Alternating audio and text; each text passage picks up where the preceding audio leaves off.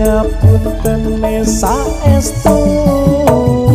yen dereng saged nuruti apa karepmu tapi aja sumelang ana dina liyane bakal tak upayake mbok kepiye cara